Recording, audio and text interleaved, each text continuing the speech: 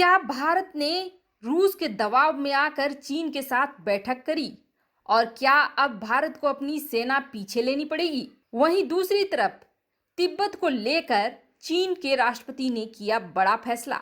आइए जानते हैं इन खबरों को विस्तार से। भारत के साथ लद्दाख से लेकर अरुणाचल प्रदेश तक की सीमा पर तनावपूर्ण स्थिति के बीच चीन एक और बड़ा कदम उठाने जा रहा है। चीन ने तिब्बत में इंफ्रास्ट्रक्चर में करीब 146 अरब डॉलर का निवेश करने का प्लान बनाया है। चीन खासकर इसके सीमा वाले इलाकों में निर्माण की गतिविधियों को बढ़ा रहा है। जो सैटेलाइट की तस्वीरें मिली हैं उसमें साफ साफ दिख रही है कि यह एयरबेस, बैरक और मिसाइल साइट बना रहा है। पिछले हफ्ते ही चीन की कम्युनिस्ट पार्टी की मीटिंग के दौरान तिब्बत के भविष्य को लेकर शी जिनपिंग ने चर्चा करी थी और कहा था कि इसे जल्द से जल्द चीनी संस्कृति में ढालना होगा। भारतीय सीमा से लगी हुई जगहों पर ज्यादा ध्यान दे रहा है चीन तिब्बत नेपाल के बीच काठमांडू और सिगात्सो को जोड़ने वाली रेलवे लाइन पर ध्यान दे रहा है।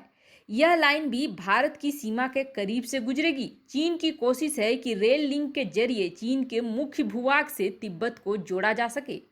तिब्बत में चीन भारी सुरक्षा तैनात करके रखता है, वहां अपने खिलाफ हो रहे विरोध को दबाने में जुटा रहता है। इसे लेकर ऐसे तो वह दुनिया के निशाने पर भी है, लेकिन अभी तक तिब्बत को इसका कोई खास फायदा नहीं मिला है। अब बात यह आ रही है कि आखिर अचानक से तिब्बत पर इतना ज्यादा ध्यान शी जिनपिंग ने क्यों डाल दिया? आखिर तिब्बत को लेकर अचानक से इतनी हरकत में क्यों आया है चीन? इसका एक बड़ा कारण है। दरअसल पिछले कुछ दिनों से भारत और अमेरिका की राजधानियों में तिब्बत को लेकर सुगबुगाहट बढ़ गई है। उसने चीन की दिलों की धड़कनों को तेज कर दिया है।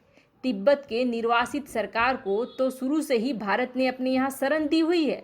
अब वहीं बढ़ते बढ़ते चीन अमेरिका के बीच तनाव के कारण अमेरिका भी तिब्बत के मुद्दे को उठाने लगा है। तिब्बत को लेकर अब बेशक अमेरिका और भारत एक्टिव हो गए हैं, लेकिन दोनों देशों का यह गठबंधन आज से नहीं बल्कि 50 से 60 साल पहले से आ रहा है। इस बीच अमेरिका और चीन के व्यापारिक रिश्ते ज़्यादा मजबूत होने की वजह से तिब्बत के लिए यह गठबंधन काम नहीं कर सका, लेकिन अब फिर से एक मौका आया है तिब्बत के लिए काम करने का। अमेरिका शुरू से ही रूस के साथ साथ चीन को भी सबक सिखाना चाहता था। अमेरिका के लिए दोनों ही कम्युनिस्ट देश किसी बड़े खतरे से कम नहीं है। चीन के खतरे से निपटने के लिए ही अमेरिका ने तिब्बत के मुद्दे को उठाना शुरू कर दिया है, क्योंकि अमेरिका को पता है कि तिब्बत के रास्ते से ही चीन के कई भागों में तोड़ने का सपना पूरा होगा। 50 और 60 के दशक में तिब्बत को आज़ाद कराने के लिए भारत और अमेरिका साथ मिलकर काम करने के लिए तैयार हो गए थे। ऐसा माना जाता है कि साल 1959 में दलाई लामा को चीन से भारत में लाने में एक बड़ी भूमिका भारत ने निभाई थी। दलाई लामा वह सबसे अहम कड़ी है जिसके कारण आज भी तिब्बत की लड़ाई जिंदा है। इतना ही नहीं, 1962 के भारत चीन लड़ाई के बाद अमेरिका ने एसएफएफ को बनाने में भारत की मदद की थी, जिसे आज विकास रेजिमेंट के नाम से जाना जाता है। इसमें तिब्बती शरणार्थियों के नौजवानों को लाया जाता है। हाल के दिनों में एसएफएफ सैनिकों ने लद्दाख में चीनियों को धूल चटाने में सबसे बड़ी भूमिका निभाई है। 70 के दशक के बाद अमेरिका का रुख अब तिब्बत को लेकर बदला है, जिसके बाद फिर से तिब्बतियों के मन में एक उम्मीद जगी है कि भारत और अमेरिका मिलकर इस बार तिब्बत को वह चीज़ दिलाएंगे जिसकी चाहत वह वर्षों से कर रहा है। यही वजह है कि चीन ने अब तिब्बत पर शिकंजा और भी कसना शुरू कर दिया है और उसे अपनी मेनलैंड से जोड़ने के लिए पूरा जोर लगा दिया है। कहते हैं भय बिन प्रीत न होई, बिना डर के प्रीत नहीं होता है, यानी कि प्रेम नहीं होता है। अभी तक भारत की स्थिति यह थी कि भारत बहुत ही शांति से चीन से बात कर रहा था, तो चीन को ऐसा लग रहा था कि यह मुझसे डरा हुआ है। लेकिन अब जब भारत ने अपना रौद्र रूप दिखाया है तो चीन को समझ में आने लगा है और चीन ने अब प्रेम की बातें शुरू कर दी है। अगर आपके पास शक्ति नहीं है तो आपको इज्जत भी नहीं मिलेगी। इसीलिए कहा गया है कि भय बिन प्रीत न होई, ताकतवर को दुनिया इज्जत देती है। रूस में आखिर भारत के रक्षा मंत्री ने चीन के रक्षा मंत्री को मिलने से हाँ कहा।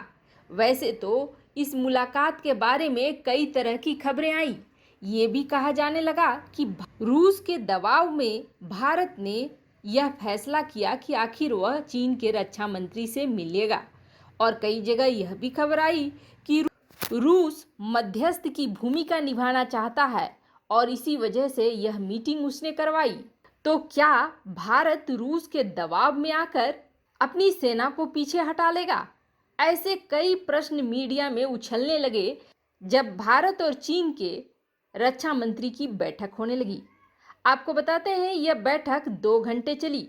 इस बैठक में आखिर क्या फैसला हुआ या दोनों नेताओं ने क्या क्या बातें करी, इस बैठक के पहले की विजुअल्स को जरा देखिए। इस विजुअल्स में आपको दिखेगा रूस के रक्षा मंत्री जहां सिर्फ अपना फोकस भारत के रक्षा मंत्री राजनाथ सिंह के ऊपर रखे हुए हैं, वहीं चीन के रक्षा मंत्री कोशिश कर रहे हैं कि थोड़ी सी भी अटेंशन, थोड़ा सा भी ध्यान रूस के रक्षा मंत्री का उनके ऊपर आए। यहाँ तक कि राजनाथ सिंह के पीछे जो आप देख रहे हैं आर्मी की ड्रेस में, वो पाकिस्तान के सदस्य हैं। लेकिन इन दोनों देश पाकिस्तान और चीन को बिना भाव दिए रूस के रक्षा मंत्री भारत के रक्षा मंत्री पर ही अपना पूरा ध्यान केंद्रित रख रहे हैं। यह विजुअल यह बतलाता है कि इस समिट में सबसे बड़ा केंद्र अगर कोई था तो वो भारत था। अब दूसरी तस्वीरें देखें जो मीटिंग के अंदर की हैं। वैसे तो यह कहा जा रहा है कि इस बैठक में खास तौर पर सीमा तनाव को कम करने की बात कही गई। भारत ने अपना पक्ष रखा कि लद्दाख में सीमा तनाव को कम करने का उपाय है कि चीन अपनी सेना को पीछे ले। अब इन तस्वीरों में आप राजनाथ सिंह के तेवर देखिए।